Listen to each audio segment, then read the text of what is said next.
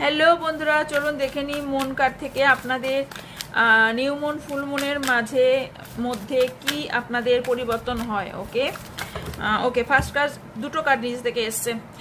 কোনো romantic circle কারোর new start হতে চলেছে। ওকে, লিব্রা এসছে।